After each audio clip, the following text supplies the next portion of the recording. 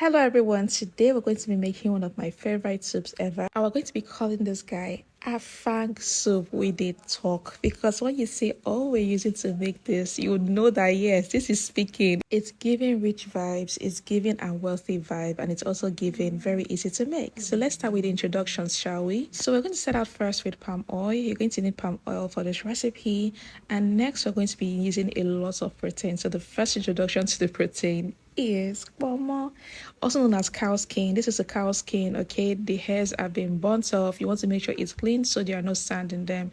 And next, I'm also going to be using some goat's meat. Feel free to use beef. Talking about beef, I decided, being on my summer cooking class, let's add some cow leg to it. So this is cow leg. It's also going to be needed in this recipe. And I'm going to be using liver because we are going all out. Remember what I call this recipe? AFANG, where they talk.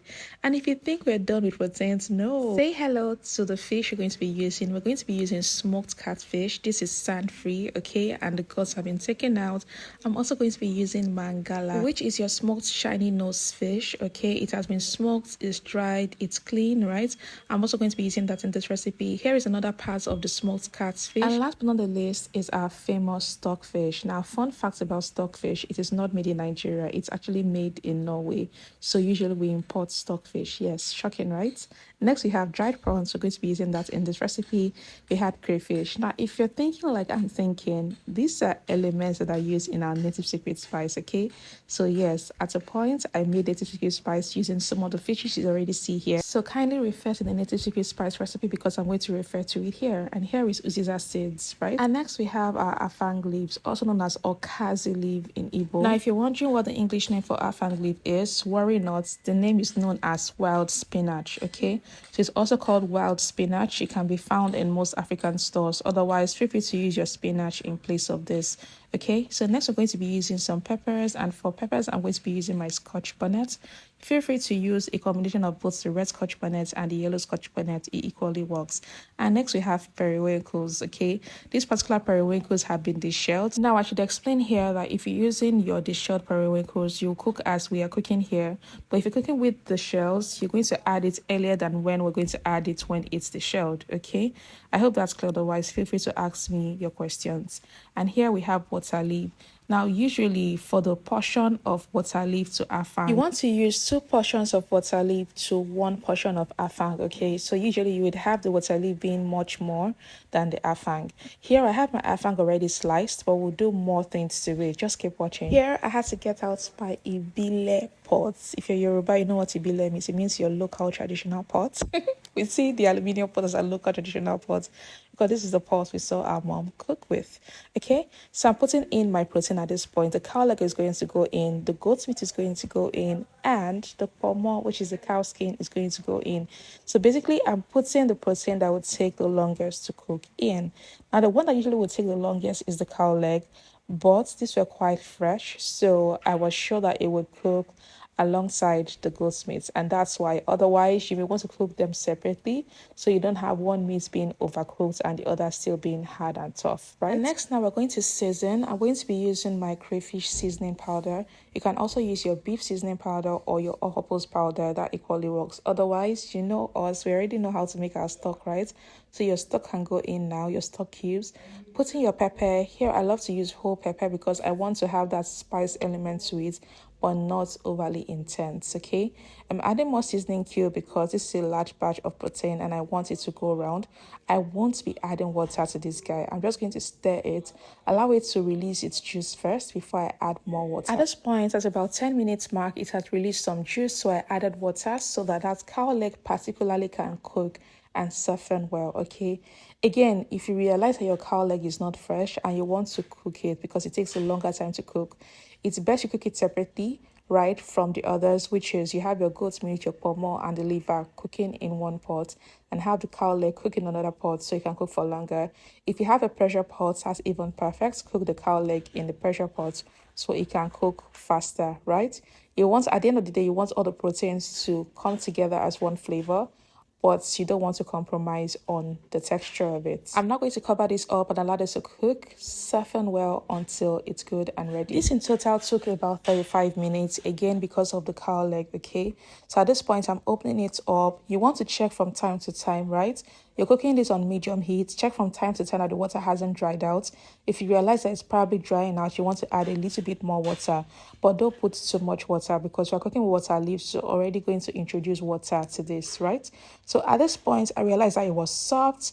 I had already gotten out my stockfish, which has been soaked in water. So I'm adding that to this pot. Now, again, you can decide to get hot water and then soak the stockfish in hot water. That way, when you're adding it to the pot, it's already soft. But here, I just realized that, you know what, instead of having that extra process, you can add it to the beef, let it soften up inside of it, let all the juice come together, and then the flavor can be singing as one. And then we're just going to cover it up and allow everything to cook together and all that flavor come together. In another bowl, I have my smoked catfish and the mangala I showed you guys earlier in the introduction of the ingredients, right? And I have hot water. I'm just going to pour my hot water over it. I want to make sure it is submerged in the hot water. Cover it up for about 15 minutes, okay? Use a lid to cover it up. What you want is you want it to soak in. If there are dirt, if there are insects or whatever in the fish, you want everything to come out. But even if it is a clean fish, right, you want to soften it up so that it can absorb the moisture from the food. That's why we're soaking it in hot water. You can do the same thing for your stockfish, which I mentioned earlier, but I decided to put the stockfish to cook with the cow leg, okay, after about half the cooking time, right? For the catfish and the bangala, I'm just going to soak that in hot water. And when it's softened up, that is going to also go into the pot of soup at a precise cooking time, okay? So let it rest, let it soak up, and we're good. Back to our cooking pot. At this point, all the proteins were soft. You can already see and notice that it's already soft. And it's at this point that my catfish that I've been soaking in hot water is going to go also in. Same for the mangala fish. Notice how it is really softened up. It's almost even scattering, which is intentional. Some I left whole. The other I wanted to just scatter as bits and pieces in the soup so that whenever you're taking one handful of soup, everything just has different proteins in it, so it was intentional to scatter that. Plus, the bones are usually very soft, so anyone can chew that. It won't be a problem in the soup, okay? Now that we have that added, it's at this point that we're going to add our blended pepper. So what I did with the scotch bonnet, okay, was to blend with a little water, just roughly blend and pour that into my pot. Now remember I said you can use your yellow scotch bonnets? Yes, so add that in with your red scotch bonnet. Just reduce the quantity of the red so it's not overly spicy. And now the periwinkle is going to go in now. Stir everything together. At this point, you're cooking on low to medium heat. It is not high. Nothing is overly boiling. Just allow that to cook so all the flavors can come through together. This is so easy. As soon as the proteins are done, this meal can be ready in less than 20 minutes. Once we stir this together, next we're going to be adding our native secret spice. Remember what will happen in native secret spice? It has the stockfish, the smoked fish, the mangala, the uziza seeds.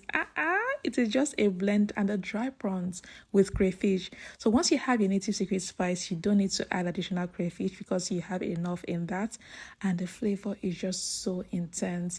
There would be a difference with cooking your soup with native secret spice and cooking with just crayfish because, guys, the flavor from the uziza seed with the dry prawns is just so good, so you don't want to miss this in the soup, okay? I love to be as generous as I can when it comes to the native secret spice because the flavor infuses into any meal is so good.